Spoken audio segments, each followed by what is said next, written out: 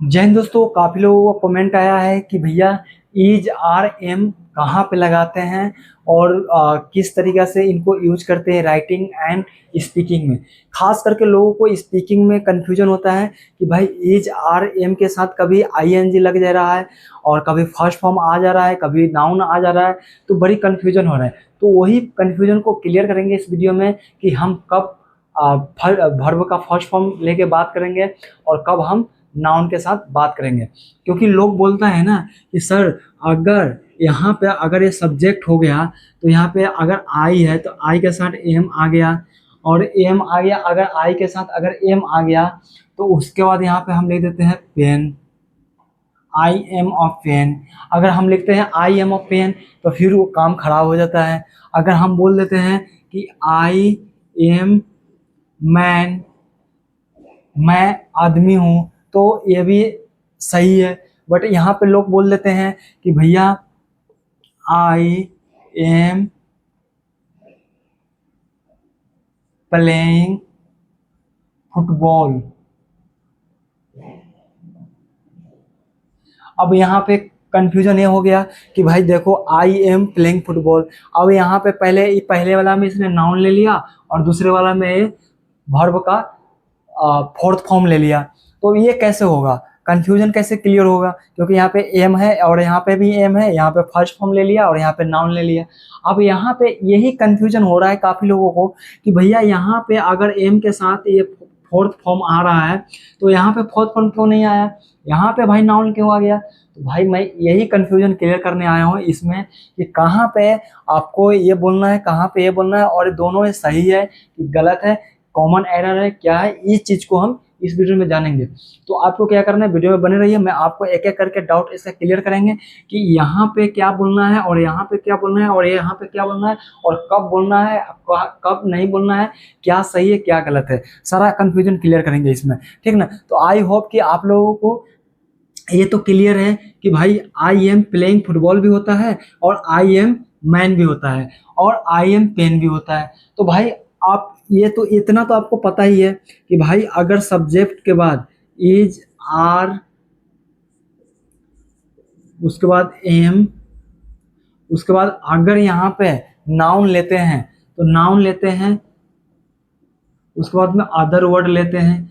Also it is right because this is a very common and simple structure. Okay दोस्त, तो भाई ये भी हो सकता है। तो क्यों, अब बोलोगे भाई ये क्यों हो सकता है? तो भाई इसलिए हो सकता है क्योंकि ये चला जाएगा अपना सिंपल प्रेजेंट टेंस का ये स्ट्रक्चर बन जाएगा। क्यों, अब बोलोगे भाई ये इज आर एम भाई कहाँ आ गया, ये इसके साथ कैसे बनेगा? तो बनेगा मेरे दोस्त, इसलिए बनेगा क्योंकि हमारा सिंपल प्रेजेंट का स्ट्रक्चर बोलता है पॉजिटिव वाले का सब्जेक्ट प्लस भी 1 5 प्लस अदर वर्ड, ये हमारा स्ट्रक्चर बोलता है जो कि सिंपल प्रेजेंट टेंस का स्ट्रक्चर है। मैं आपको प्रेजेंट टेंस पूरा पढ़ाऊंगा।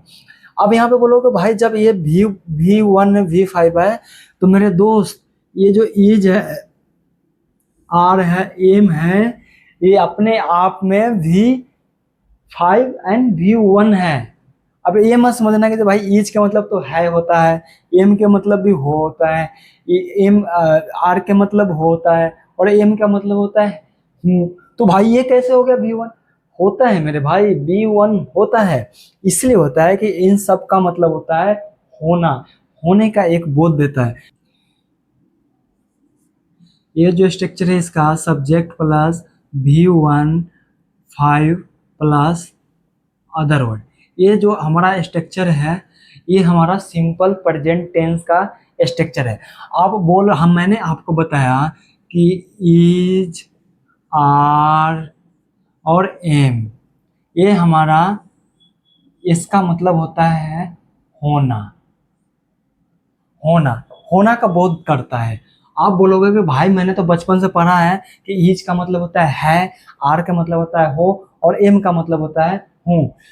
आपने सही पढ़ा है, बट हम जब भी ग्रामेटिकल नज़रिया से पढ़ते हैं तो इसका मतलब ये होता है होना। अब ये जो है, ये जो एज आर एम है, ये दो काम करता है। एक काम करता है हेल्पिंग वर्ड की तरह और एक काम करता है मेन वर्ब की तरह। ये बहुत तेज बंदा है, मेन वर्ब की तरह भी काम करता है और हेल्पिंग वर्ड की तरह भी काम करता है। जब हम बोलते हैं कि आई एम प्लेइंग, जब हम इसने बोला आई एम प्लेइंग, तो ये काम जो किया, ये काम कर दिया, हेल्पिंग वर्ड की तरह काम किया, हेल्पिंग वर्ब के रूप में काम किया। इसको हम इंग्लिश में ऑक्सिलरी वर्ब भी बोलते हैं, ठीक ना। तो ये हेल्पिंग वर्ब की तरह काम कर दिया, क्यों? क्योंकि यहाँ पे फोर्थ फॉर्म आ गया ना, ये भी वर्ब है, प्लेइंग भी वर्ब है और एम भी वर्ब है। अगर यहाँ पे मैंने बोला आई एम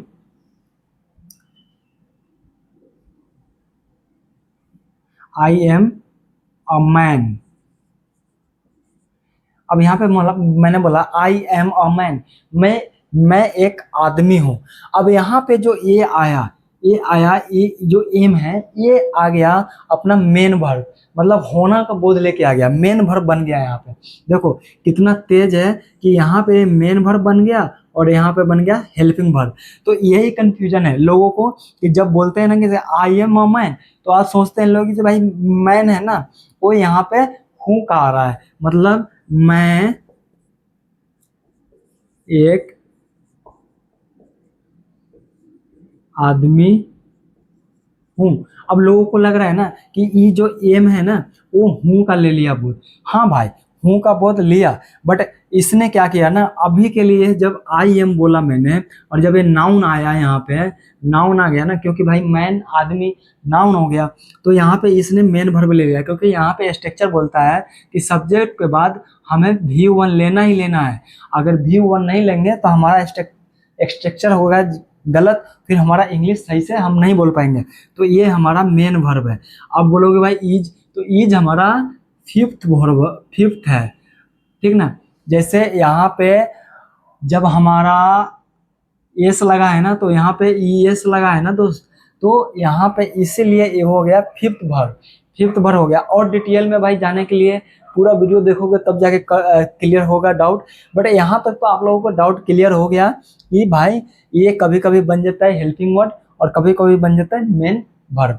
इसी प्रकार से बहुत सारे हमारे स्ट्रक्चर बना सकते हैं कि she is play football in the ground, ठीक ना। अब सी उसके बाद में is, she is play football in the ground, तो इस तरीके से बना सकते हो आप। उसके बाद में आप ये भी बना सकते हो से I am going to market, मैं मार्केट जा रहा हूँ, समझ गए।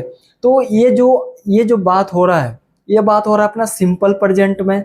सिंपल प्रेजेंट का स्ट्रक्चर होता है subject plus V1 5 plus other word.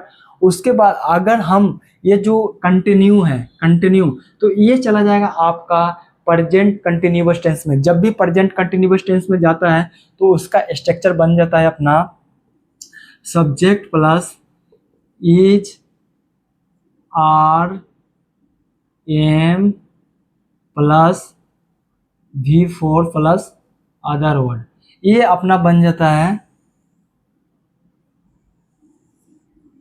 ये अपना बन जाता है कंटिन्यूअस का।